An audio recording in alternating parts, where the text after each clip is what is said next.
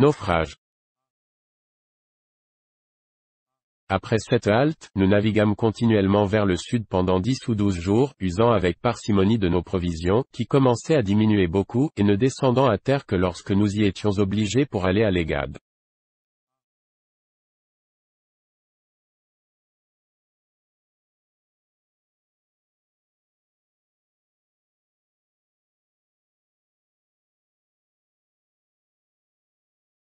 Mon dessein était alors d'atteindre le fleuve de Gambie ou le fleuve de Sénégal, c'est-à-dire aux environs du Cap-Vert, où j'espérais rencontrer quelques bâtiments européens, le cas contraire échéant. Je ne savais plus quelle route tenir, à moins que je me misse à la recherche des îles ou que j'allasse périr au milieu des nègres.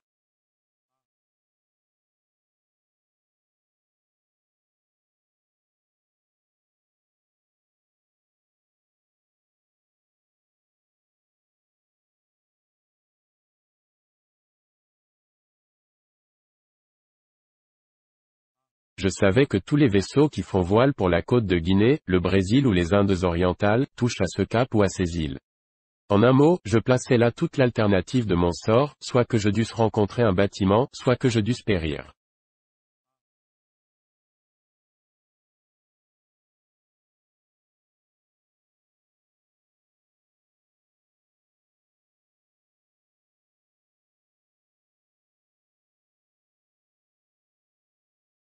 Quand j'eus suivi cette résolution pendant environ 10 jours de plus, comme je l'ai déjà dit, je commençai à m'apercevoir que la côte était habitée, et en 2 ou 3 endroits que nous longions, nous vîmes des gens qui s'arrêtaient sur le rivage pour nous regarder, nous pouvions aussi distinguer qu'ils étaient entièrement noirs et tout à fait nus.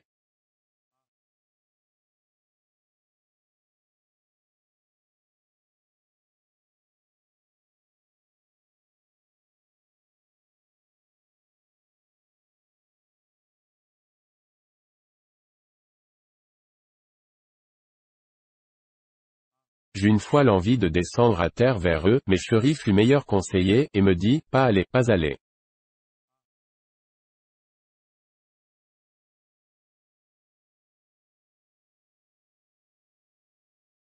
Je allai cependant plus près du rivage afin de pouvoir leur parler, et ils me suivirent pendant quelque temps le long de la rive.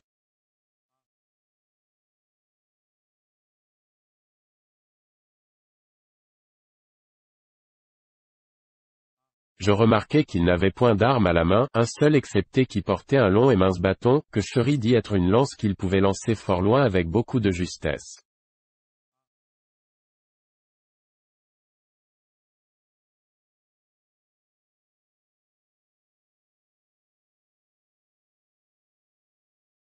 Je me tins donc à distance, mais je causai avec eux, par gestes, aussi bien que je pus, et particulièrement pour leur demander quelque chose à manger. Ils me firent signe d'arrêter ma chaloupe, et qu'ils iraient me chercher quelque nourriture.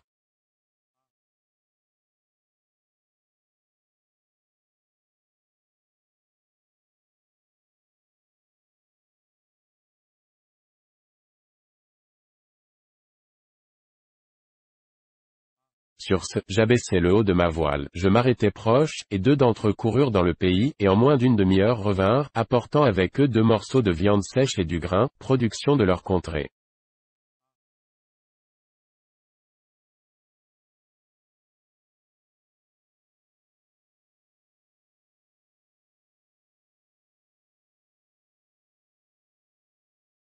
Ni Chéri ni moi ne savions ce que c'était, pourtant nous étions fort désireux de le recevoir, mais comment y parvenir?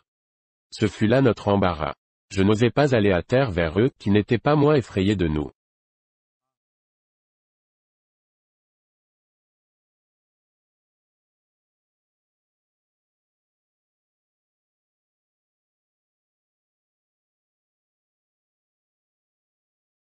Bref, ils prirent un détour excellent pour nous tous. Ils déposèrent les provisions sur le rivage, et se retirèrent à une grande distance jusqu'à ce que nous les eûmes tout embarqués, puis ils se rapprochèrent de nous.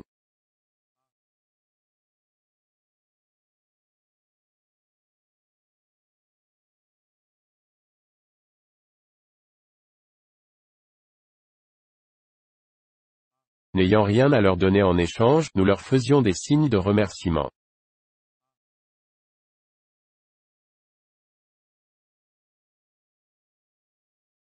Quand tout à coup s'offrit une merveilleuse occasion de les obliger.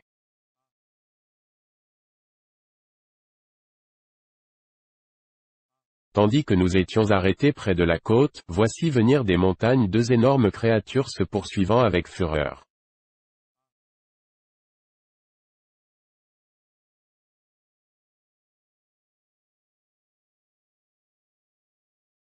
Était-ce le mâle qui poursuivait la femelle, était-il en ébat ou en rage? Il lui était impossible de le dire, était-ce ordinaire ou étrange, je ne sais.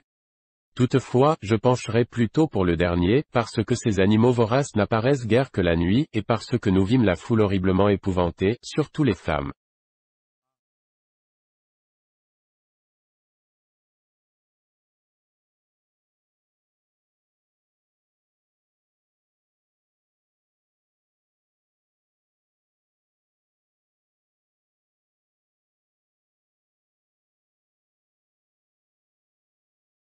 L'homme qui portait la lance ou le dard ne prit point la fuite à leur aspect comme tout le reste. Néanmoins, ces deux créatures coururent droit à la mer, et, ne montrant nulle intention de se jeter sur un seul de ces nègres, elles se plongèrent dans les flots et se mirent à nager çà et là, comme si elles y étaient venues pour leur divertissement. Enfin un de ces animaux commença à s'approcher de mon embarcation plus près que je ne m'y serais attendu d'abord.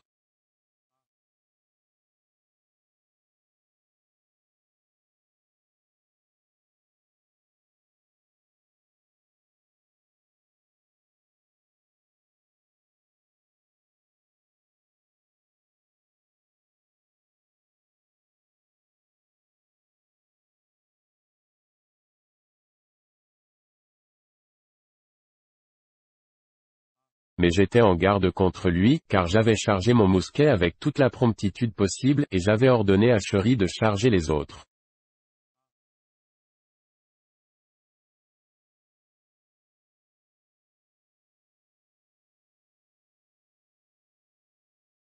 Dès qu'il fut à ma portée, je fis feu, et je le frappai droit à la tête.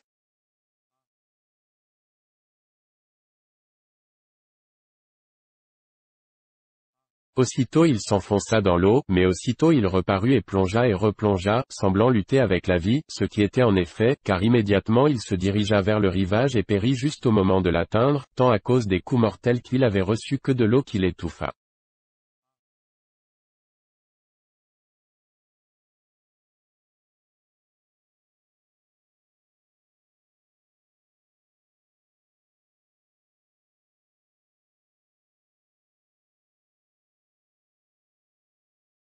Il serait impossible d'exprimer l'étonnement de ces pauvres gens au bruit et au feu de mon mousquet, quelques-uns d'entre eux faillirent à en mourir d'effroi, et, comme morts, tombèrent contre terre dans la plus grande terreur.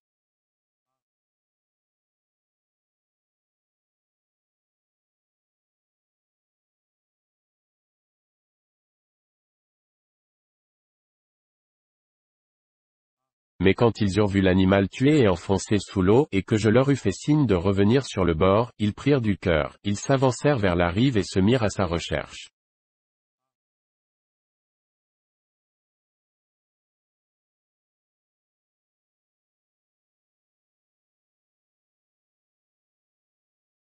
Son sang, qui teignait l'eau, me le fit découvrir, et, à l'aide d'une corde dont je l'entourais et que je donnai aux nègres pour le haler, ils le traînèrent au rivage. Là, il se trouva que c'était un léopard des plus curieux, parfaitement moucheté et superbe. Les nègres levaient leurs mains dans l'admiration de penser ce que pouvait être ce avec quoi je l'avais tué.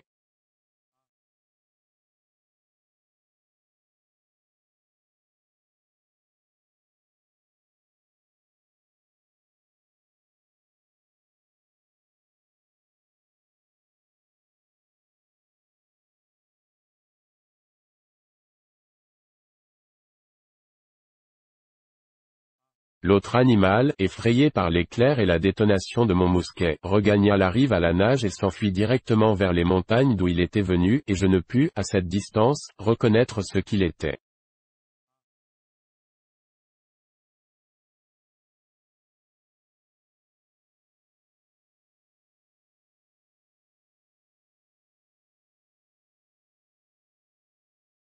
Je m'aperçus bientôt que les nègres étaient disposés à manger la chair du léopard, aussi voulus-je le leur faire accepter comme une faveur de ma part, et, quand par mes signes je leur eus fait savoir qu'ils pouvaient le prendre, ils en furent très reconnaissants.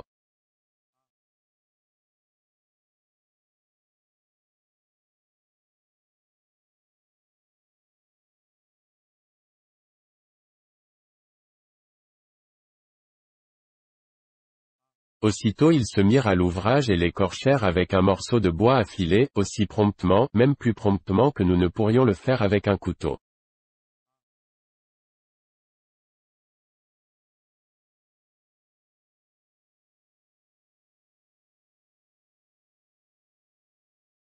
Ils m'offrirent de sa chair, j'éludai cette offre, affectant de vouloir la leur abandonner, mais, par mes signes, leur demandant la peau, qu'ils me donnèrent très franchement, en m'apportant en outre une grande quantité de leur victuailles, que j'acceptais, quoiqu'elles me fussent inconnues.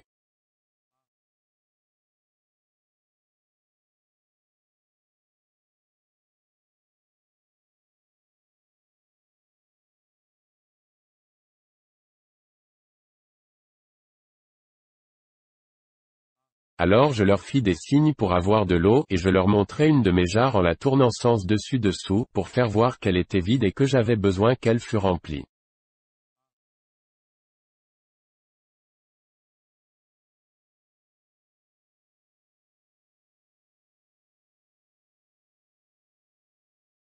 Aussitôt ils appelèrent quelques-uns des leurs, et 2 femmes vinrent, apportant un grand vase de terre qui, je le suppose, était cuite au soleil.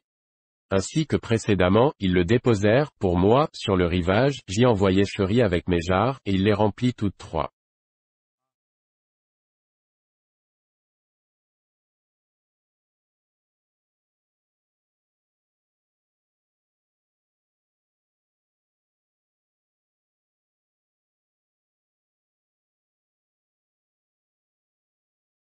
Les femmes étaient aussi complètement nues que les hommes.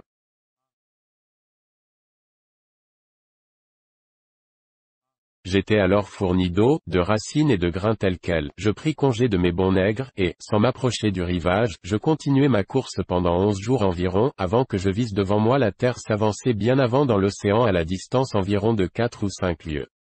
Comme la mer était très calme, je me mis au large pour gagner cette pointe.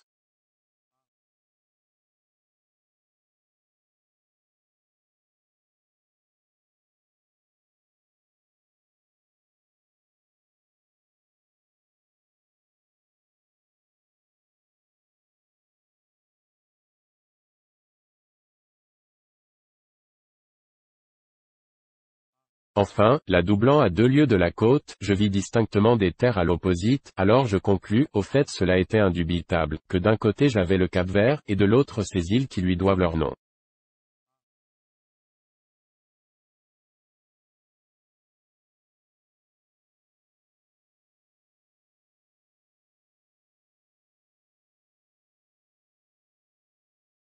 Toutefois elles étaient fort éloignées, et je ne savais pas trop ce qu'il fallait que je fisse, car si j'avais été surpris par un coup de vent, il m'eût été impossible d'atteindre ni l'un ni l'autre.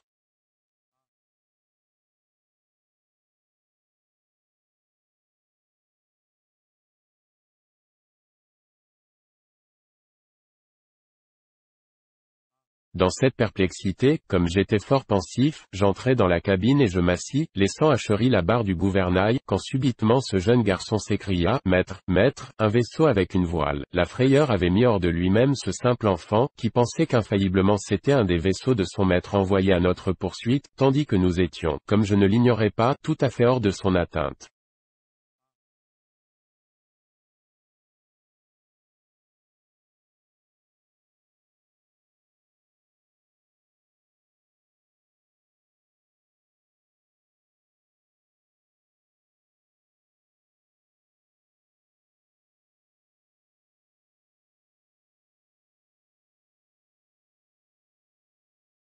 Je m'élançai de ma cabine, et non seulement je vis immédiatement le navire, mais encore je reconnus qu'il était portugais.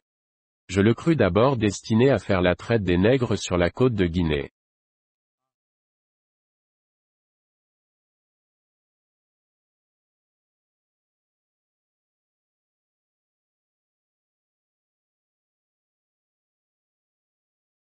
Mais quand j'eus remarqué la route qu'il tenait, je fus bientôt convaincu qu'il avait toute autre destination et que son dessein n'était pas de serrer la terre. Alors, je portai le cap au large, et je forçai de voile au plus près, résolu de lui parler s'il était possible.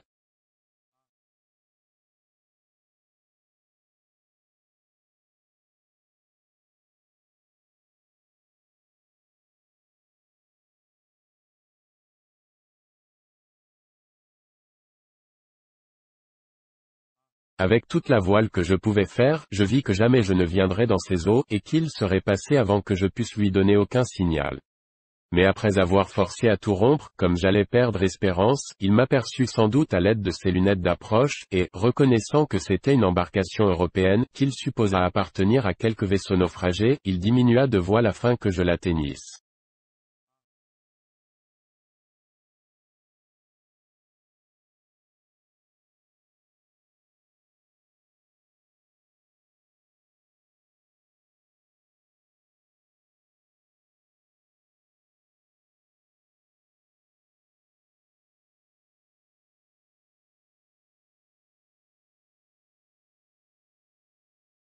Ceci m'encouragea, et comme j'avais à bord le pavillon de mon patron, je le hissai en berne en signal de détresse et je tirai un coup de mousquet.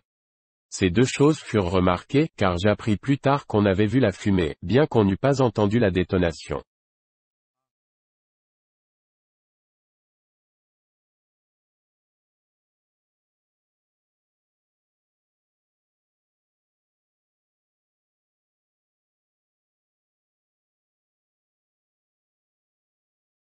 À ces signaux, le navire mit pour moi complaisamment à la cape et capéa. En 3 heures environ je le joignis.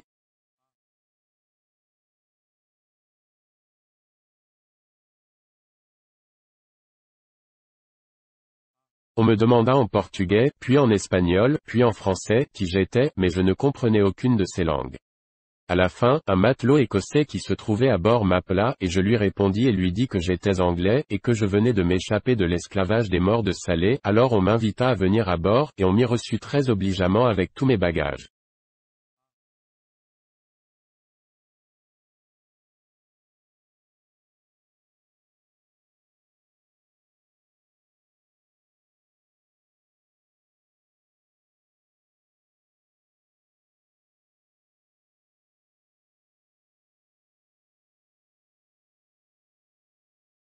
J'étais dans une joie inexprimable, comme chacun peut le croire, d'être ainsi délivré d'une condition que je regardais comme tout à fait misérable et désespérée, et je m'empressai d'offrir au capitaine du vaisseau tout ce que je possédais pour prix de ma délivrance.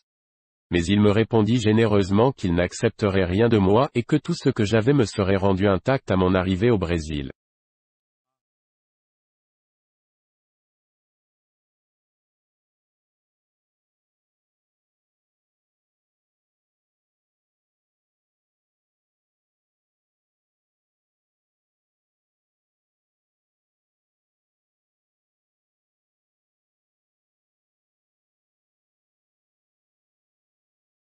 Car, dit-il, je vous ai sauvé la vie comme je serais fort aise qu'on me la sauvât. Peut-être m'est-il réservé une fois ou une autre d'être secouru dans une semblable position.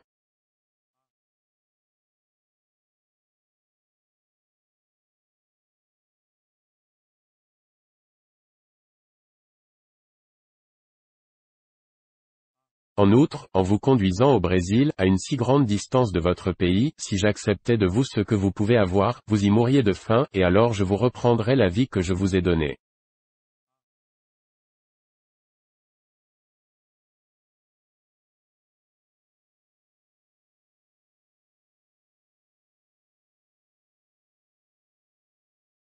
Non, non, Sénor Anglais, c'est-à-dire monsieur l'Anglais, je veux vous y conduire par pure commisération, et ces choses-là vous y serviront à payer votre subsistance et votre traversée de retour.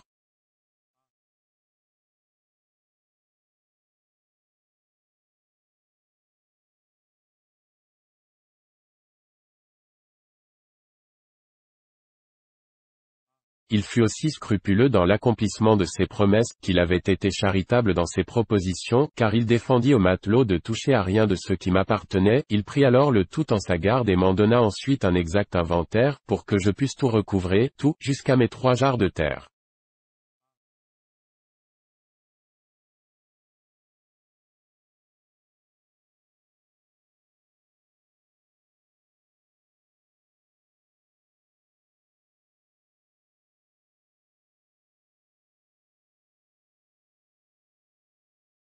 Quant à ma chaloupe, elle était fort bonne, il le vit, et me proposa de l'acheter pour l'usage de son navire, et me demanda ce que j'en voudrais avoir.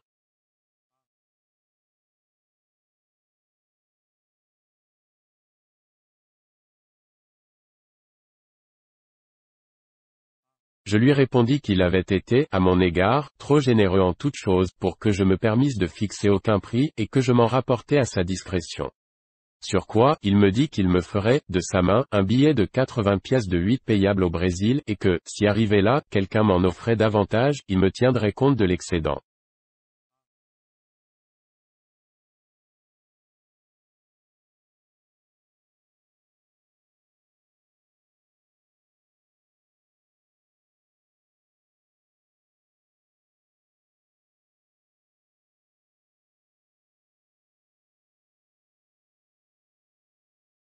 Il me proposa en outre 60 pièces de 8 pour mon garçon chéri, j'hésitais à les accepter, non que je répugnasse à le laisser au capitaine, mais à vendre la liberté de ce pauvre enfant, qui m'avait aidé si fidèlement à recouvrer la mienne.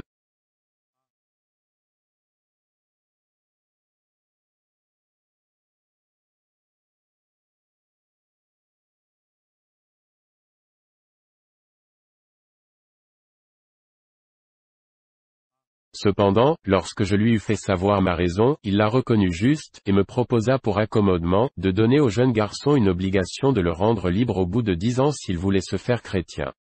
Sur cela, Chéri consentant à le suivre, je l'abandonnai au capitaine.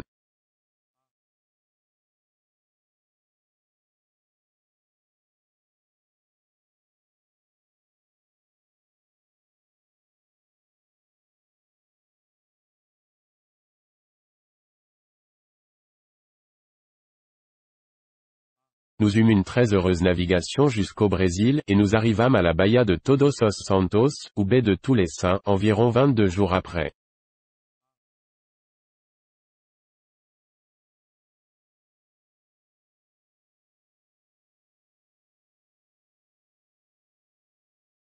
J'étais alors, pour la seconde fois, délivré de la plus misérable de toutes les conditions de la vie, et j'avais alors à considérer ce que prochainement je devais faire de moi. La généreuse conduite du capitaine à mon égard ne saurait être trop louée.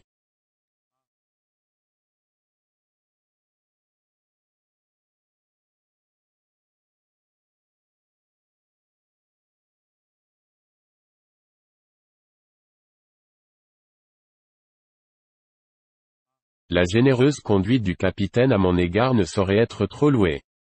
Il ne voulut rien recevoir pour mon passage. Il me donna 20 ducats pour la peau du léopard et 40 pour la peau du lion que j'avais dans ma chaloupe. Il me fit remettre ponctuellement tout ce qui m'appartenait en son vaisseau, et tout ce que j'étais disposé à vendre il me l'acheta, tel que le bahut aux bouteilles, 2 de mes mousquets et un morceau restant du bloc de cire vierge, dont j'avais fait des chandelles. En un mot, je tirai environ 220 pièces de 8 de toute ma cargaison, et, avec ce capital, je mis pied à terre au Brésil.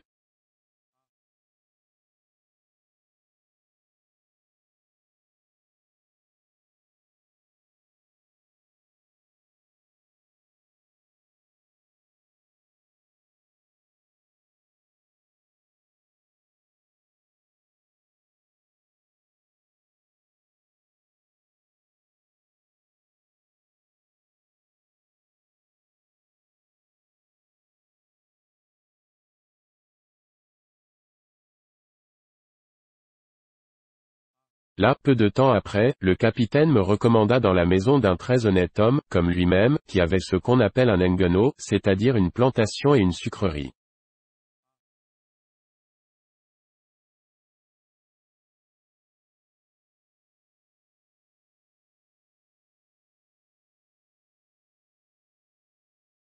Je vécus quelque temps chez lui, et, par ce moyen, je pris connaissance de la manière de planter et de faire le sucre.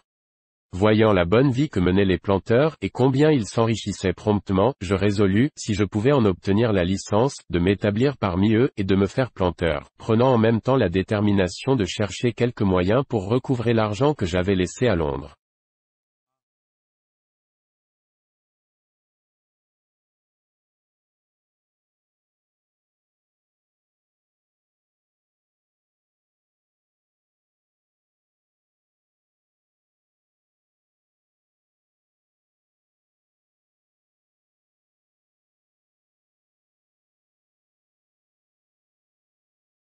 J'avais un voisin, un Portugais de Lisbonne, mais né de parents anglais, son nom était Wells, et il se trouvait à peu près dans les mêmes circonstances que moi.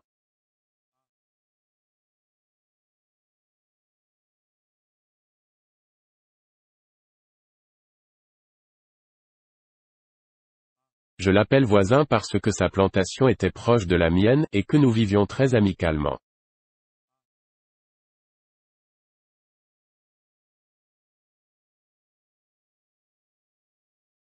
Mon avoir était mince aussi bien que le sien, et, pendant environ 2 années, nous ne plantâmes guère que pour notre nourriture.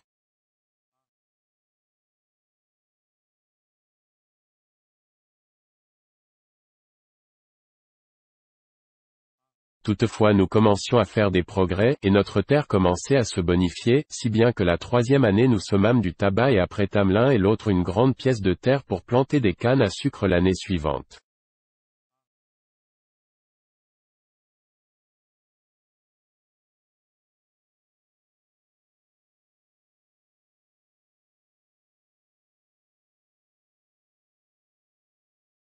Mais tous les deux nous avions besoin d'aide, alors je sentis plus que jamais combien j'avais eu tort de me séparer de mon garçon chéri.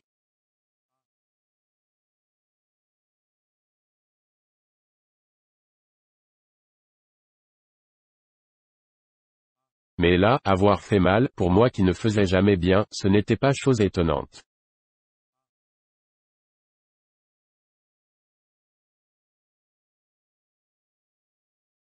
Il n'y avait d'autre remède que de poursuivre, je m'étais imposé une occupation tout à fait éloignée de mon esprit naturel, et entièrement contraire à la vie que j'aimais et pour laquelle j'avais abandonné la maison de mon père et méprisé tous ses bons avis.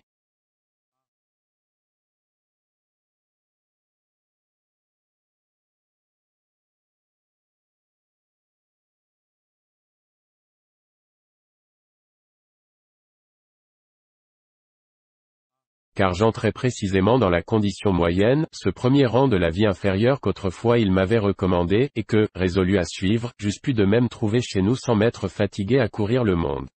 Souvent, je me disais, ce que je fais ici, j'aurais pu le faire tout aussi bien en Angleterre, au milieu de mes amis, il était inutile pour cela de parcourir 2000 lieues et de venir parmi des étrangers, des sauvages, dans un désert, et à une telle distance que je ne puis recevoir de nouvelles d'aucun lieu du monde, où l'on a la moindre connaissance de moi.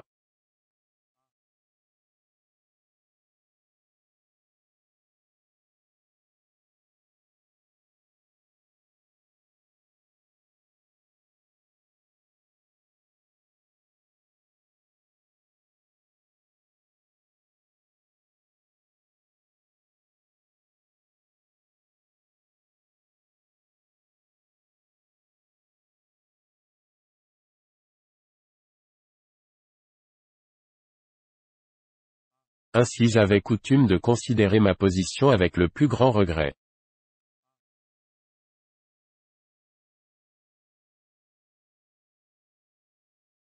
Je n'avais personne avec qui converser, que de temps en temps mon voisin, point d'autre ouvrage à faire que par le travail, de mes mains, et je me disais souvent que je vivais tout à fait comme un naufragé jeté sur quelque île déserte et entièrement livré à lui-même.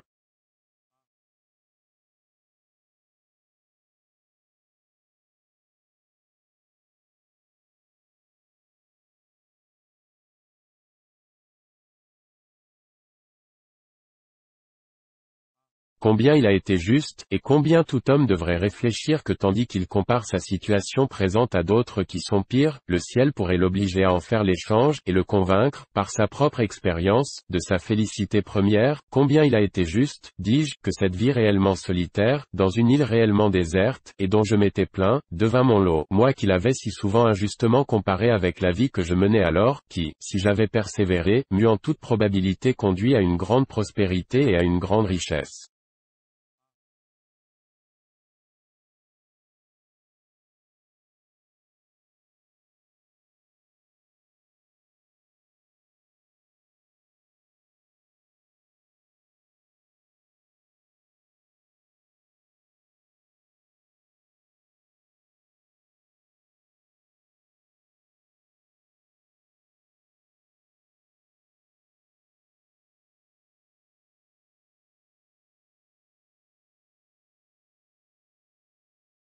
J'étais à peu près basé sur les mesures relatives à la conduite de ma plantation, avant que mon gracieux ami le capitaine du vaisseau, qui m'avait recueilli en mer, s'en retourna, car son navire demeura environ 3 mois à faire son chargement et ses préparatifs de voyage.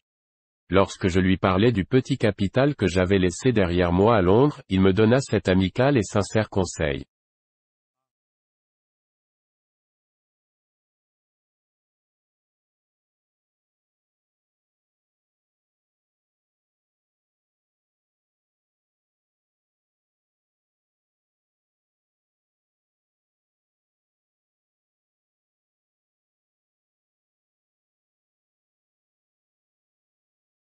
Sénor Ingles, me dit-il, car il m'appelait toujours ainsi, si vous voulez me donner, pour moi, une procuration en forme, et pour la personne dépositaire de votre argent, à Londres, des lettres et des ordres d'envoyer vos fonds à Lisbonne, à telle personne que je vous désignerai, et en telles marchandises qui sont convenables à ce pays-ci, je vous les apporterai, si Dieu veut, à mon retour.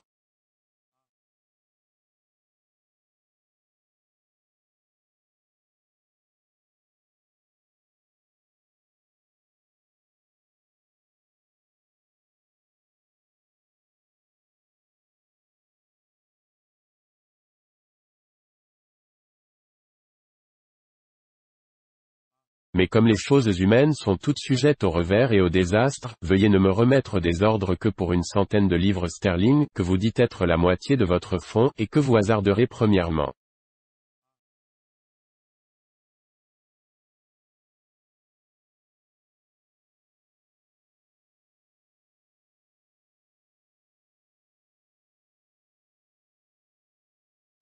Si bien que si cela arrive à bon port, vous pourrez ordonner du reste pareillement, mais si cela échoue, vous pourrez, au besoin, avoir recours à la seconde moitié.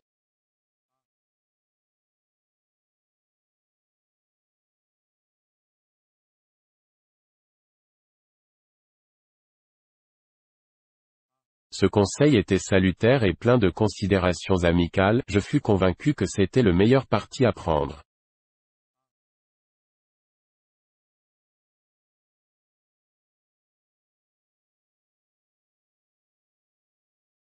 Et, en conséquence, je préparai des lettres pour la dame à qui j'avais confié mon argent, et une procuration pour le capitaine, ainsi qu'il le désirait.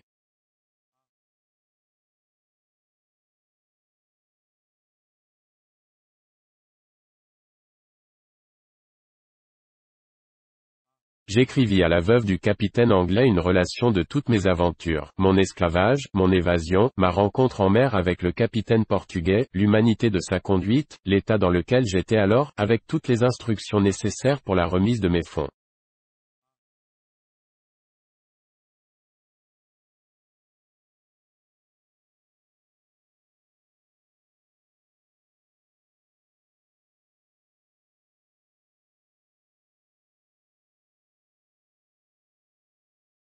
Et, lorsque cet honnête capitaine fut arrivé à Lisbonne, il trouva moyen, par l'entremise d'un des Anglais négociants en cette ville, d'envoyer non seulement l'ordre, mais un récit complet de mon histoire à un marchand de Londres, qui le reporta si efficacement à la veuve, que, non seulement elle délivra mon argent, mais, de sa propre cassette, elle envoya au capitaine portugais un très riche cadeau, pour son humanité et sa charité envers moi.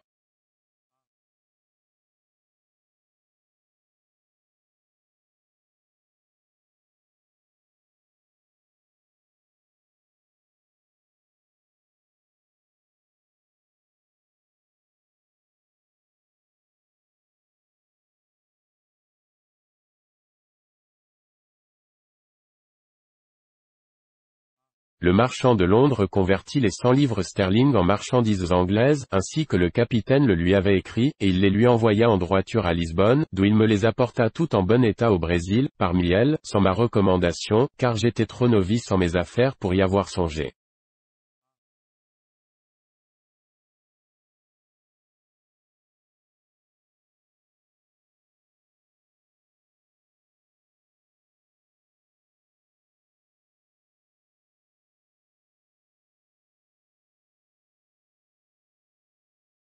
Il avait pris soin de mettre toutes sortes d'outils, d'instruments de fer et d'ustensiles nécessaires pour ma plantation, qui me furent d'un grand usage.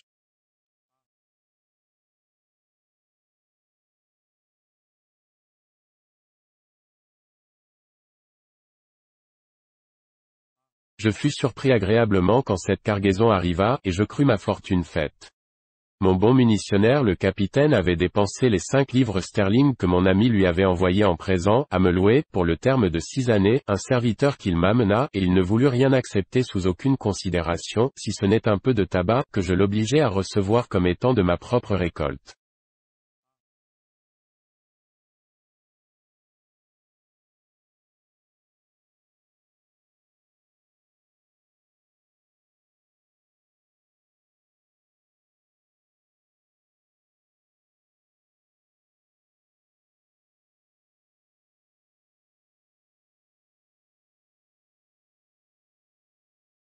Ce ne fut pas tout, comme mes marchandises étaient toutes de manufactures anglaises, telles que draps, étoffes, flanelles et autres choses particulièrement estimées et recherchées dans le pays, je trouvais moyen de les vendre très avantageusement.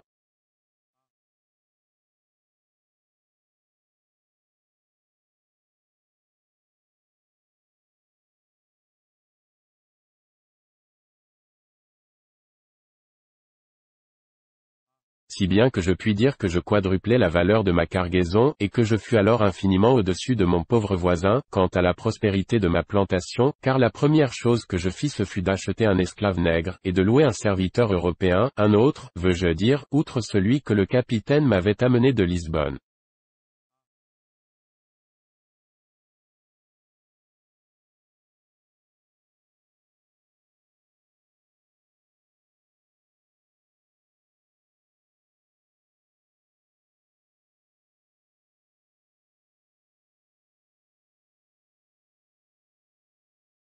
Mais le mauvais usage de la prospérité est souvent la vraie cause de nos plus grandes adversités, il en fut ainsi pour moi.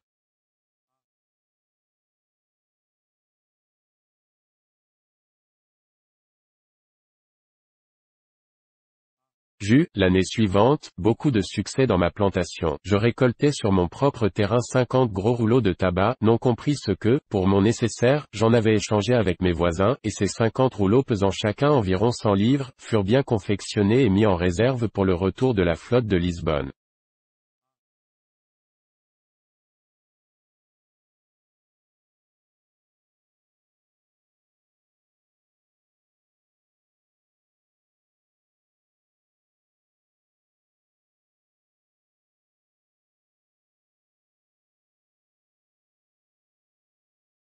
Alors, mes affaires et mes richesses s'augmentant, ma tête commença à être pleine d'entreprises au-delà de ma portée, semblables à celles qui souvent causent la ruine des plus habiles spéculateurs.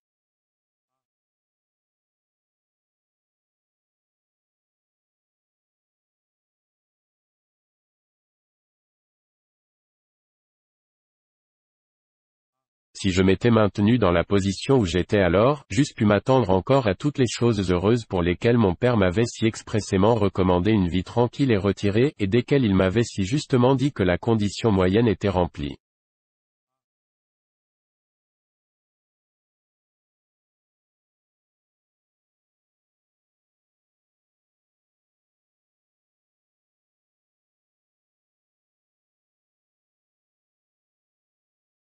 Mais ce n'était pas là mon sort, je devais être de rechef l'agent obstiné de mes propres misères, je devais accroître ma faute, et doubler les reproches que dans mes afflictions futures j'aurais le loisir de me faire. Toutes ces infortunes prirent leur source dans mon attachement manifeste et opiniâtre à ma folle inclination de courir le monde, et dans mon abandon à cette passion, contrairement à la plus évidente perspective d'arriver à bien par l'honnête et simple poursuite de ce but et de ce genre de vie, que la nature et la providence concouraient à m'offrir pour l'accomplissement de mes devoirs.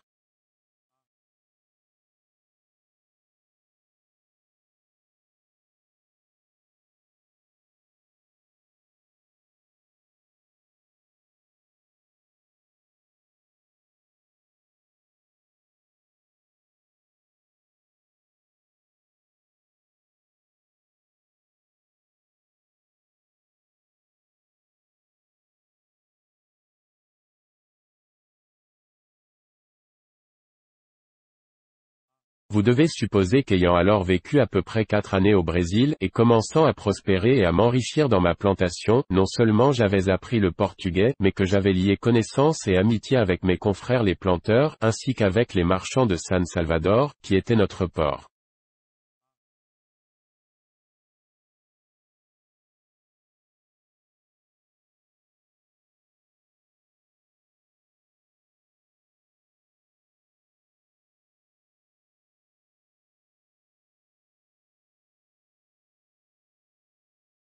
Dans mes conversations avec eux, j'avais fréquemment fait le récit de mes 2 voyages sur la côte de Guinée, de la manière d'y trafiquer avec les nègres, et de la facilité d'y acheter pour des babioles, tels que des grains de collier, des breloques, des couteaux, des ciseaux, des haches, des morceaux de glace et autres choses semblables, non seulement de la poudre d'or, des graines de Guinée, des dents d'éléphant, etc., mais des nègres pour le service du Brésil, et en grand nombre.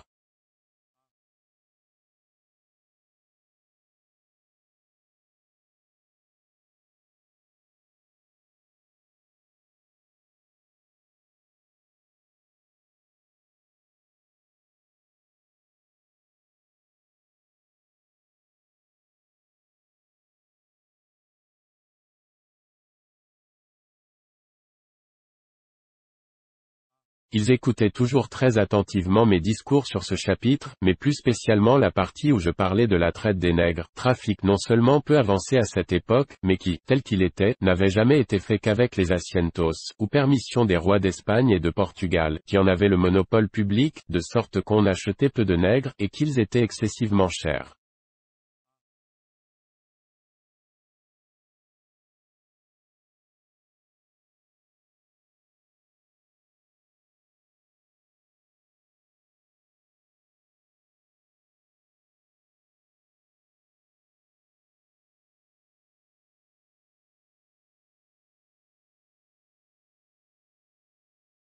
Il advint qu'une fois, me trouvant en compagnie avec des marchands et des planteurs de ma connaissance, je parlais de tout cela passionnément.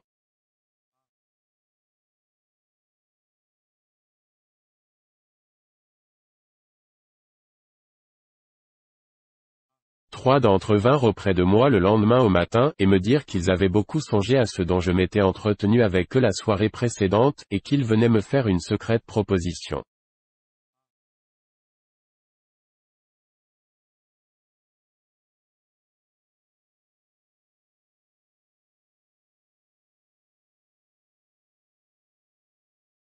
Ils me déclarèrent, après m'avoir recommandé la discrétion, qu'ils avaient le dessein d'équiper un vaisseau pour la côte de Guinée. Nous avons tous, comme vous, des plantations, ajoutèrent-ils, et nous n'avons rien tant besoin que d'esclaves.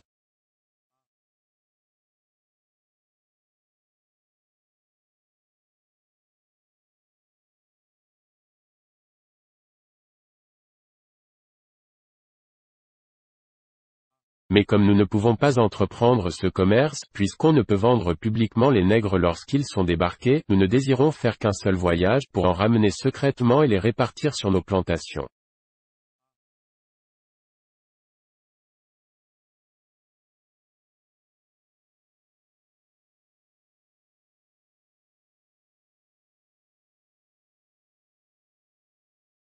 En un mot, la question était que si je voulais aller à bord comme leur subrécargue, pour diriger la traite sur la côte de Guinée, j'aurais ma portion contingente de nègres sans fournir ma quote-part d'argent.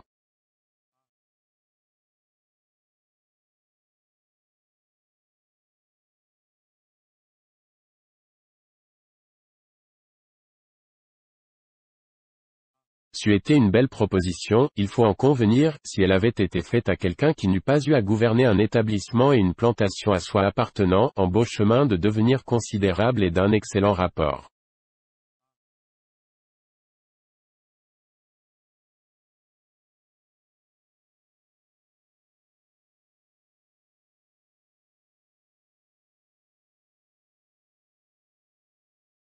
Mais pour moi, qui étais ainsi engagé et établi, qui n'avais qu'à poursuivre, comme j'avais commencé, pendant 3 ou 4 ans encore, et qu'à faire venir d'Angleterre mes autres 100 livres sterling restants, pour être alors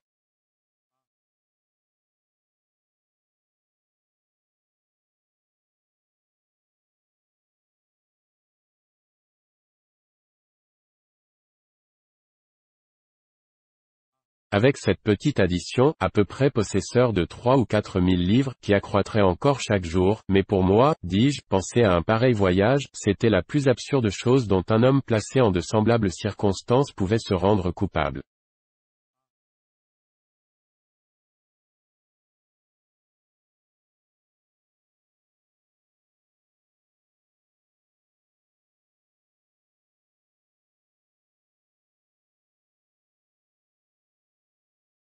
Mais comme j'étais né pour être mon propre destructeur, il me fut aussi impossible de résister à cette offre, qu'il me l'avait été de maîtriser mes premières idées vagabondes lorsque les bons conseils de mon père échouèrent contre moi.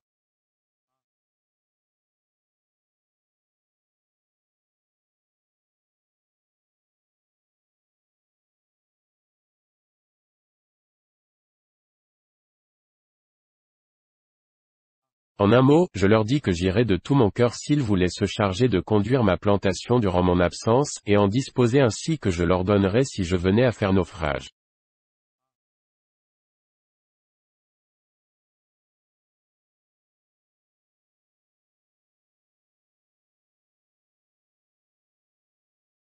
Ils me le promirent, et ils s'y engagèrent par écrit ou par convention, et je fis un testament formel, disposant de ma plantation et de mes effets, en cas de mort, et instituant mon légataire universel, le capitaine de vaisseau qui m'avait sauvé la vie, comme je l'ai narré plus haut, mais l'obligeant à disposer de mes biens suivants que je l'avais prescrit dans mon testament, c'est-à-dire qu'il se réserverait pour lui-même une moitié de leurs produits, et que l'autre moitié serait embarquée pour l'Angleterre.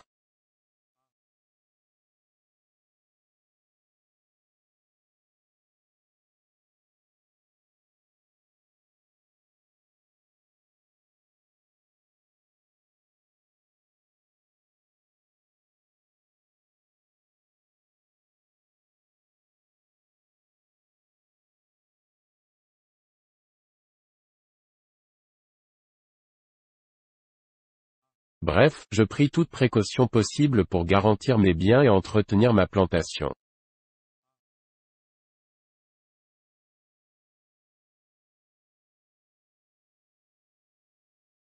Si j'avais usé de moitié autant de prudence à considérer mon propre intérêt et à me former un jugement de ce que je devais faire ou ne pas faire, je ne me serais certainement jamais éloigné d'une entreprise aussi florissante. Je n'aurais point abandonné toutes les chances probables de m'enrichir pour un voyage sur mer où je serais exposé à tous les hasards communs, pour ne rien dire des raisons que j'avais de m'attendre à des infortunes personnelles.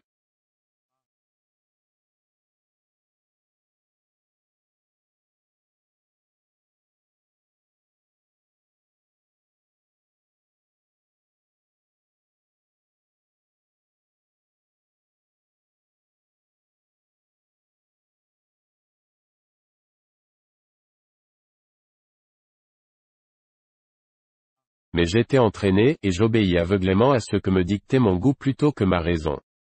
Le bâtiment étant équipé convenablement, la cargaison fournie et toutes choses faites suivant l'accord, par mes partenaires dans ce voyage, je m'embarquai à la Malheur, le 1er septembre, 8 ans après, jour pour jour, Cahul. Je m'étais éloigné de mon père et de ma mère pour faire le rebelle à leur autorité, et le fou quant à mes propres intérêts.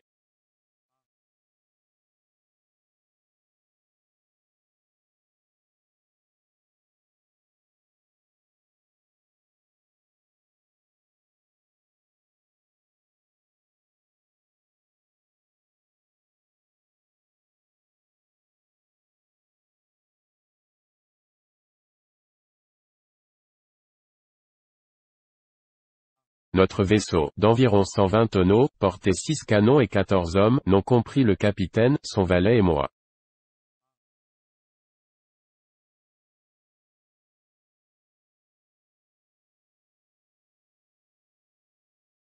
Nous n'avions guère à bord d'autres cargaisons de marchandises, que des quincailleries convenables pour notre commerce avec les nègres, tels que des grains de collier, des morceaux de verre, des coquilles, de méchantes babioles, surtout de petits miroirs, des couteaux, des ciseaux, des cognets et autres choses semblables.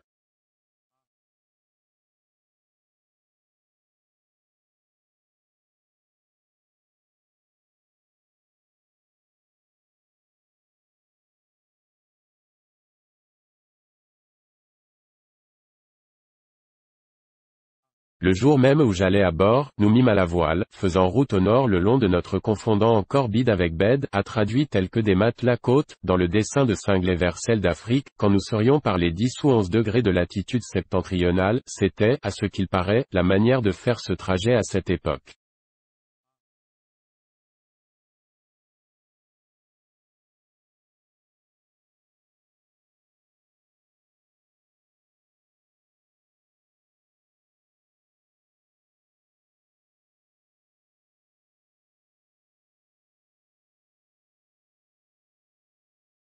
Nous eûmes un fort bon temps, mais excessivement chaud, tout le long de notre côte jusqu'à la hauteur du cap Saint-Augustin, où, gagnant le large, nous noyâmes la terre et portâmes le cap, comme si nous étions chargés pour l'île Fernando Noronha, mais, tenant notre course au nord-est quart nord, nous laissâmes à l'est cette île et ses adjacentes.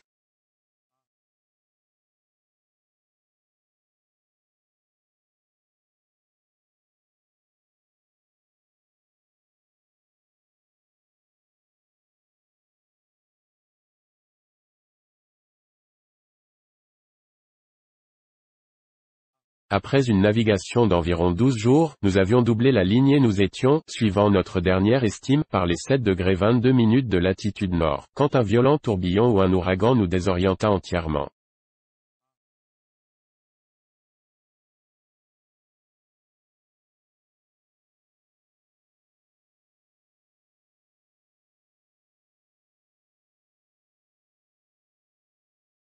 Il commença du sud-est, tourna à peu près au nord-ouest, et enfin se fixa au nord-est, d'où il se déchaîna d'une manière si terrible, que pendant 12 jours de suite nous ne fîmes que dériver, courant devant lui et nous laissant emporter partout où la fatalité et la furie des vents nous poussaient.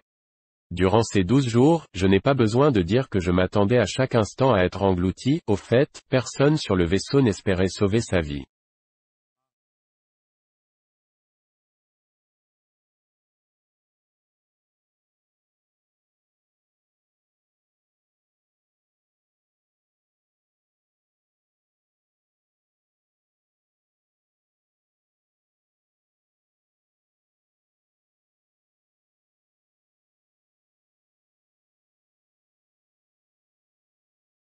Dans cette détresse, nous eûmes, outre la terreur de la tempête, un de nos hommes mort de la calenture, et un matelot et le domestique emportés par une lame.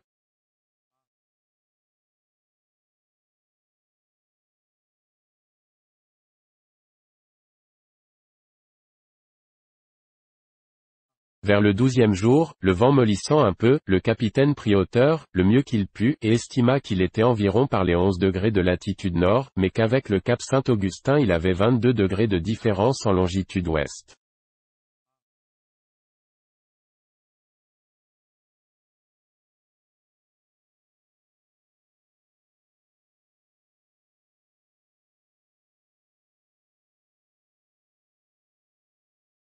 De sorte qu'il se trouva avoir gagné la côte de la Guyane, ou partie septentrionale du Brésil, au-delà du fleuve des Amazones, vers l'Orénoque, communément appelée la Grande Rivière.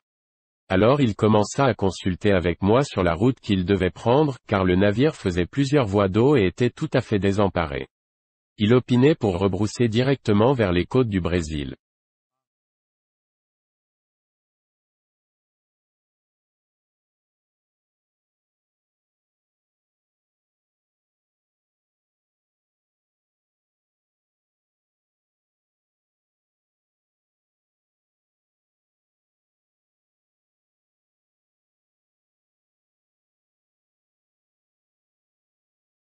J'étais d'un avis positivement contraire.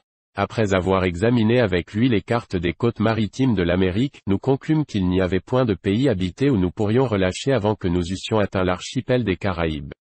Nous résolûmes donc de faire voile vers la Barbade, où nous espérions, en gardant la haute mer pour éviter l'entrée du golfe du Mexique, pouvoir aisément parvenir en 15 jours de navigation, d'autant qu'il nous était impossible de faire notre voyage à la côte d'Afrique sans des secours, et pour notre vaisseau et pour nous-mêmes.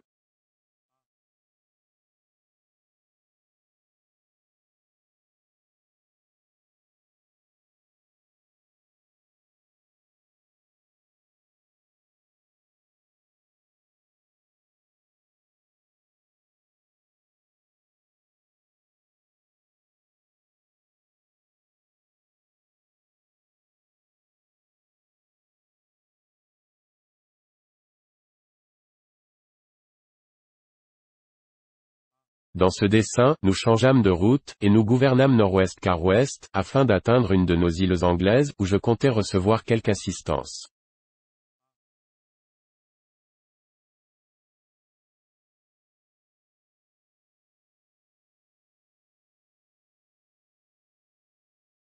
Mais il en devait être autrement, car, par les 12 degrés 18 minutes de latitude, nous fûmes assaillis par une seconde tempête qui nous emporta avec la même impétuosité vers l'ouest, et nous poussa si loin hors de toute route fréquentée, que si nos existences avaient été sauvées quant à la mer, nous aurions eu plutôt la chance d'être dévorés par les sauvages que celle de retourner en notre pays.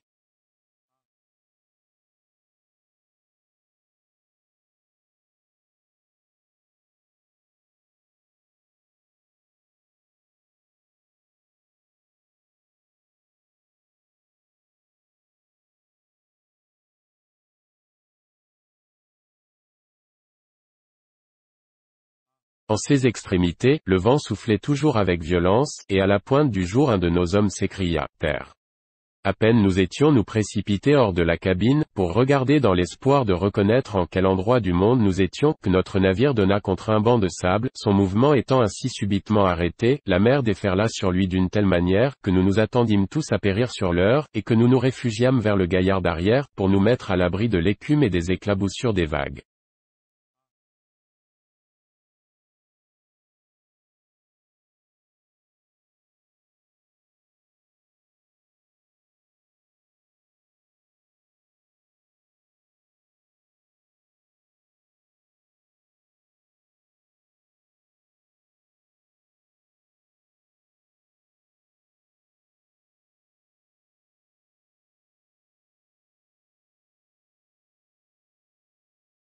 il serait difficile à quelqu'un qui ne se serait pas trouvé en une pareille situation, de décrire ou de concevoir la consternation d'un équipage dans de telles circonstances.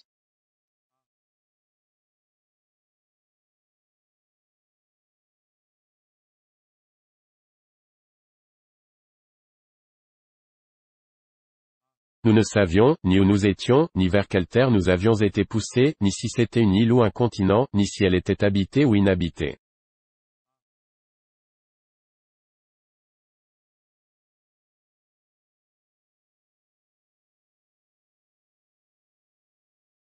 Et comme la fureur du vent était toujours grande, quoique moindre, nous ne pouvions pas même espérer que le navire demeurerait quelques minutes sans se briser en morceaux, à moins que les vents, par une sorte de miracle, ne changeassent subitement.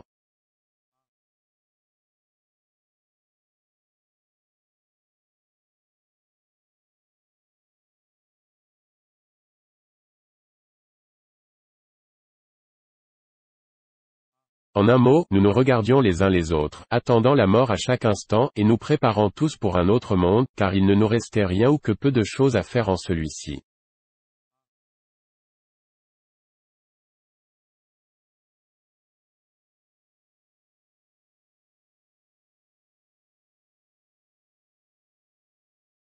Toute notre consolation présente, tout notre réconfort, c'était que le vaisseau, contrairement à notre attente, ne se brisait pas encore, et que le capitaine disait que le vent commençait à s'abattre.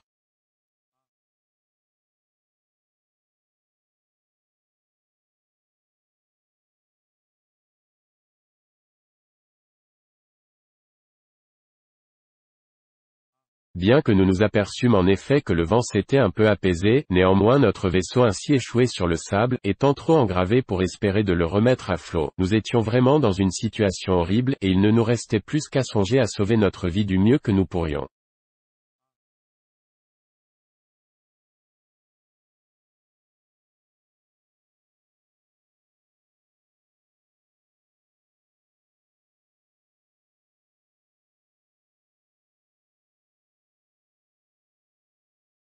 Nous avions un canot à notre poupe avant la tourmente, mais d'abord il s'était défoncé à force de heurter contre le gouvernail du navire, et, ensuite, ayant rompu ses amarres, il avait été englouti ou emporté au loin à la dérive, nous ne pouvions donc pas compter sur lui.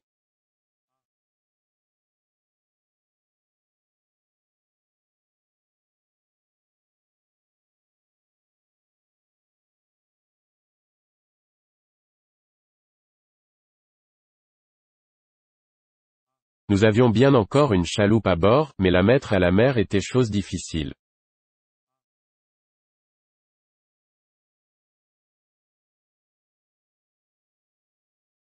Cependant il n'y avait pas à tergiverser, car nous nous imaginions à chaque minute que le vaisseau se brisait, et même quelques-uns de nous affirmaient que déjà il était entrouvert.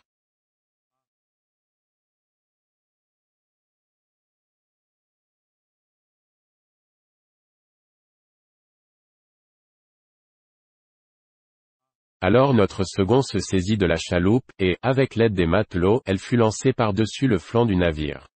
Nous y descendîmes tous, nous abandonnant 11 que nous étions, à la merci de Dieu et de la tempête, car, bien que la tourmente fût considérablement apaisée, la mer, néanmoins, s'élevait à une hauteur effroyable contre le rivage, et pouvait bien être appelée den Wilde Zee, la mer sauvage, comme les Hollandais l'appellent lorsqu'elle est orageuse.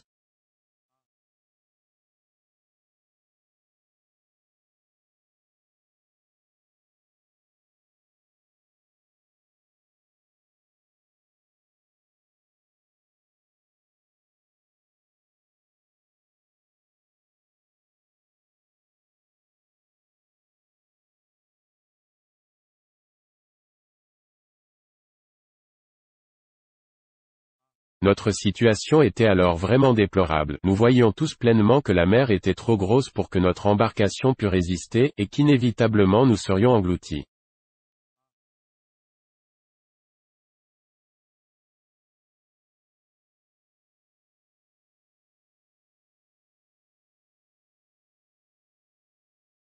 Comment cingler, nous n'avions pas de voile, et nous en aurions eu que nous n'en aurions rien pu faire. Nous nous mîmes à ramer vers la terre, mais avec le cœur gros et comme des hommes marchant au supplice. Aucun de nous n'ignorait que la chaloupe, en abordant, serait brisée en 1000 pièces par le choc de la mer.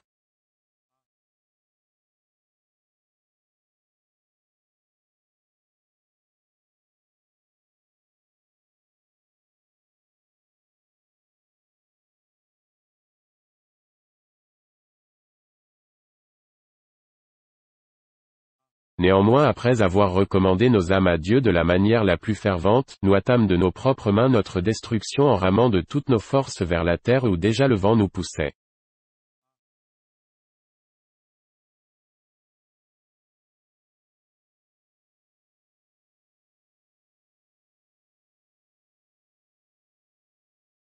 Le rivage était-il du roc ou du sable, était-il plat ou escarpé, nous l'ignorions.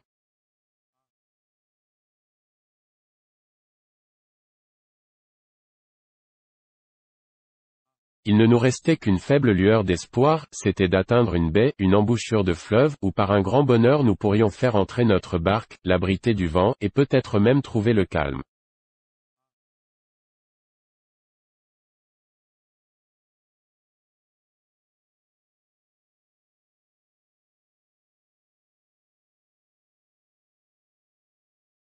Mais rien de tout cela n'apparaissait, mais à mesure que nous approchions de la rive, la terre nous semblait plus redoutable que la mer.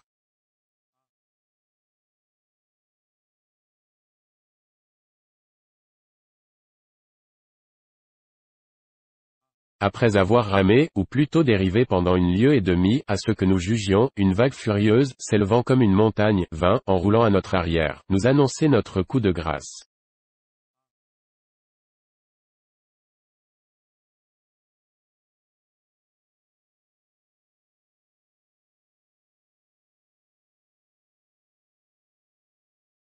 Bref, elle nous saisit avec tant de furie que d'un seul coup elle fit chavirer la chaloupe et nous en jeta loin, séparés les uns des autres, en nous laissant à peine le temps de dire «Oh mon Dieu», car nous fûmes tous engloutis en un moment.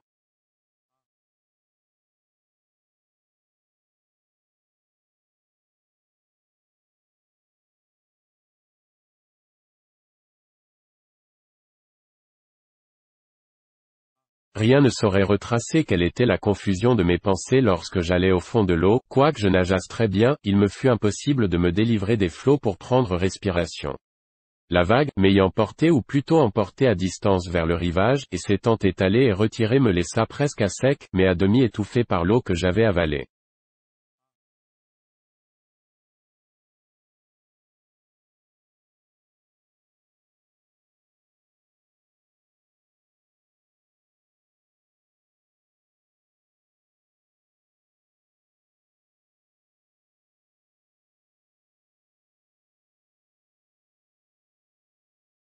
Me voyant plus près de la terre ferme que je ne m'y étais attendu, j'eus assez de présence d'esprit et de force pour me dresser sur mes pieds, et m'efforcer de gagner le rivage, avant qu'une autre vague revint et m'enlevât. Mais je sentis bientôt que c'était impossible, car je vis la mer s'avancer derrière moi furieuse et aussi haute qu'une grande montagne. Je n'avais ni le moyen ni la force de combattre cet ennemi.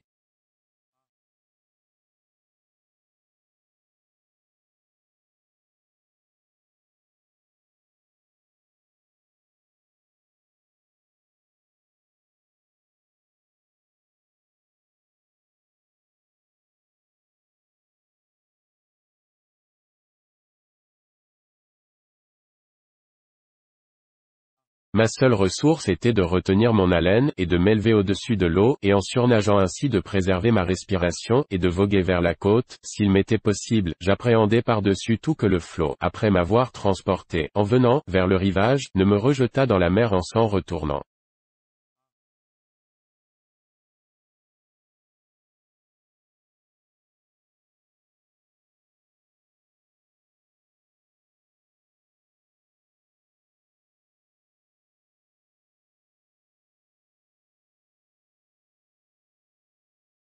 La vague qui revint sur moi m'ensevelit tout d'un coup, dans sa propre masse, à la profondeur de 20 ou 30 pieds. Je me sentais emporté avec une violence et une rapidité extrême à une grande distance du côté de la terre.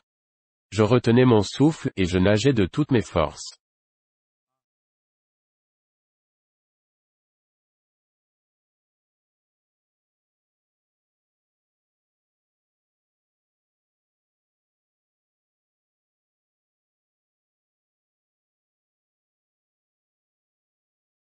Mais j'étais près d'étouffer, faute de respiration, quand je me sentis remonter, et quand, à mon grand soulagement, ma tête et mes mains percèrent au-dessus de l'eau. Il me fut impossible de me maintenir ainsi plus de 2 secondes, cependant cela me fit un bien extrême, en me redonnant de l'air et du courage.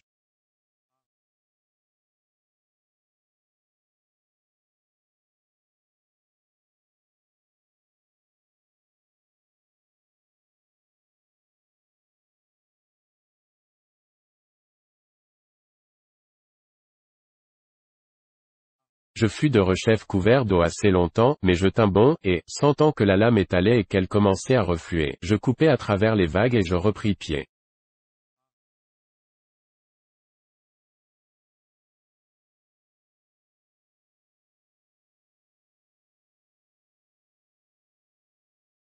Pendant quelques instants je demeurai tranquille pour prendre haleine, et pour attendre que les eaux se fussent éloignées. Puis, alors, prenant mon élan, je courus à toutes jambes vers le rivage.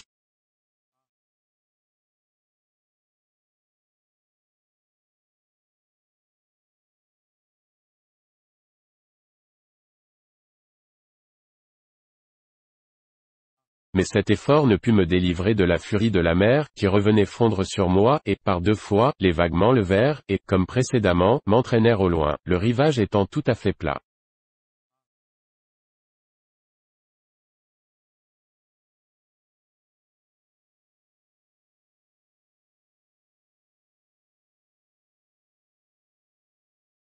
La dernière de ces 2 fois avait été bien près de m'être fatale, car la mer m'ayant emporté ainsi qu'auparavant, elle me mit à terre ou plutôt elle me jeta contre un quartier de roc, et avec une telle force, qu'elle me laissa évanoui, dans l'impossibilité de travailler à ma délivrance.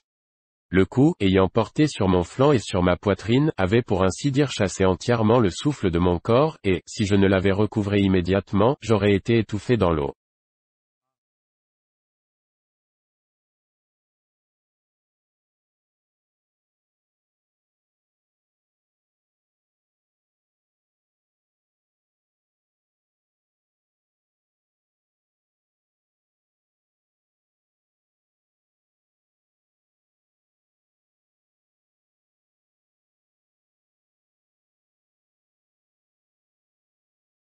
Mais il me revint un peu avant le retour des vagues, et voyant qu'elles allaient encore m'envelopper, je résolus de me cramponner au rocher et de retenir mon haleine, jusqu'à ce qu'elles fussent retirées.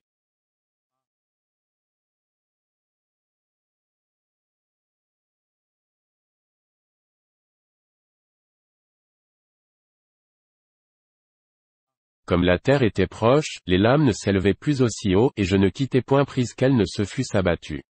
Alors je repris ma course, et je m'approchai tellement de la terre, que la nouvelle vague, quoiqu'elle me traversât, ne m'engloutit point assez pour m'entraîner.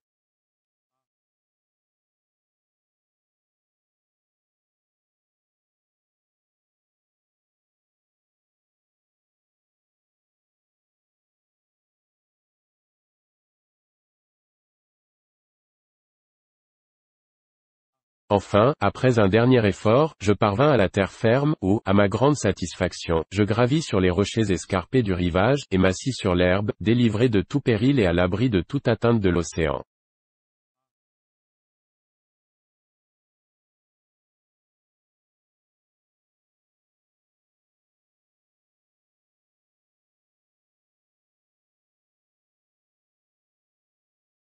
J'étais alors à terre et en sûreté sur la rive, je commençais à regarder le ciel et à remercier Dieu de ce que ma vie était sauvée, dans un cas où, quelques minutes auparavant, il y avait à peine lieu d'espérer.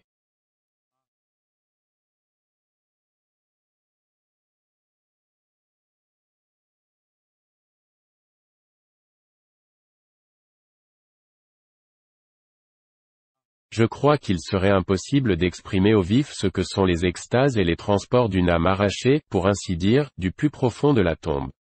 Aussi ne suis-je pas étonné de la coutume d'amener un chirurgien pour tirer du sang au criminel à qui on apporte des lettres de surséance juste au moment où, la corde serrée au cou, il est prêt de recevoir la mort, afin que la surprise ne chasse point les esprits vitaux de son cœur, et ne le tue point.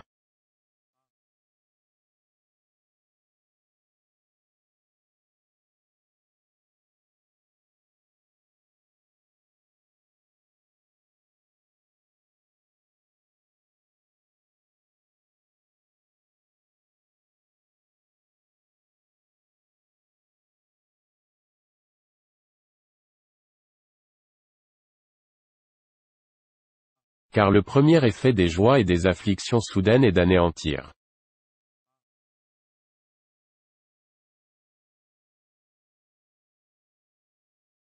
Absorbé dans la contemplation de ma délivrance, je me promenais çà et là sur le rivage, levant les mains vers le ciel, faisant 1000 gestes et 1000 mouvements que je ne saurais décrire, songeant à tous mes compagnons qui étaient noyés, et que là pas une âme n'avait dû être sauvée excepté moi, car je ne les revis jamais, ni eux, ni aucun vestige d'eux, si ce n'est 3 chapeaux, un bonnet et 2 souliers dépareillés.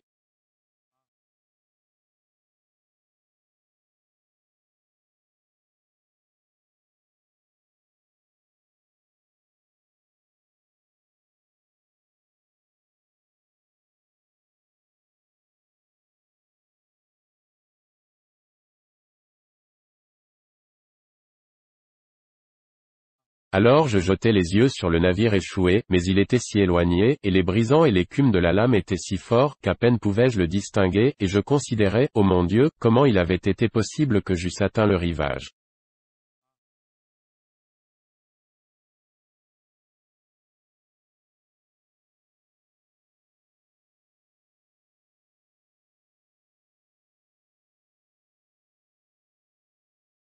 Après avoir soulagé mon esprit par tout ce qu'il y avait de consolant dans ma situation, je commençai à regarder alentour de moi, pour voir en quelle sorte de lieu j'étais, et ce que j'avais à faire. Je sentis bientôt mon contentement diminuer, et qu'en un mot ma délivrance était affreuse, car j'étais trempé et n'avais pas de vêtements pour me changer, ni rien à manger ou à boire pour me réconforter. Je n'avais non plus d'autre perspective que celle de mourir de faim ou d'être dévoré par les bêtes féroces. Ce qui m'affligeait particulièrement, c'était de ne point avoir d'armes pour chasser et tuer quelques animaux pour ma subsistance, ou pour me défendre contre n'importe quelle créature qui voudrait me tuer pour la leur.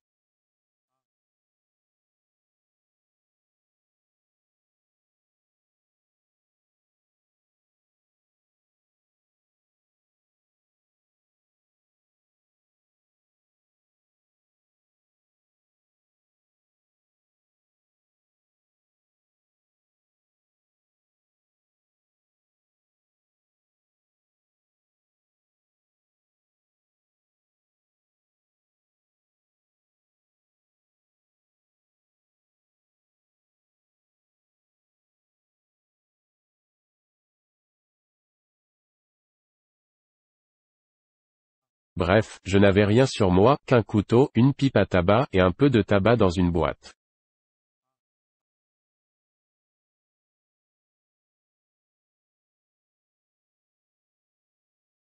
C'était là toute ma provision, aussi tombai-je dans une si terrible désolation d'esprit, que pendant quelque temps je courus çà et là comme un insensé.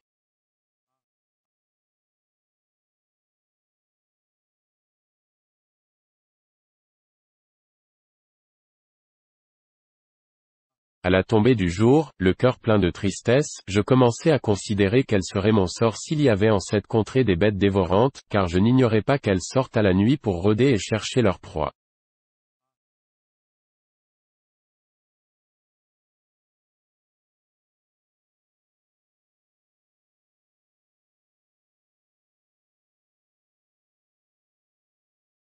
La seule ressource qui s'offrit alors à ma pensée fut de monter à un arbre épais et touffu, semblable à un sapin, mais épineux, qui croissait près de là, et où je résolus de m'établir pour toute la nuit, laissant au lendemain à considérer de quelle mort il me faudrait mourir, car je n'entrevoyais encore nul moyen d'existence.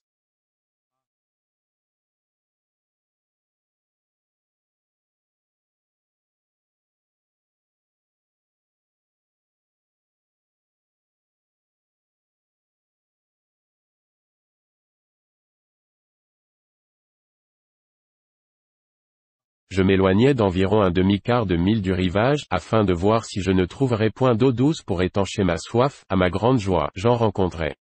Après avoir bu, ayant mis un peu de tabac dans ma bouche pour prévenir la faim, j'allai à l'arbre, je montai dedans, et je tâchai de m'y placer de manière à ne pas tomber si je venais à m'endormir, et,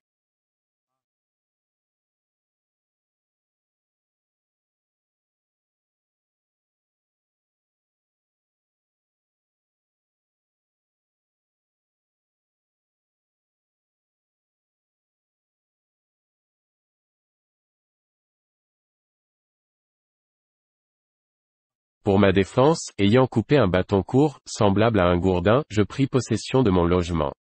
Comme j'étais extrêmement fatigué, je tombais dans un profond sommeil, et je dormis confortablement comme peu de personnes, je pense, l'eussent pu faire en ma situation, et je m'en trouvais plus soulagé que je crois l'avoir jamais été dans une occasion opportune.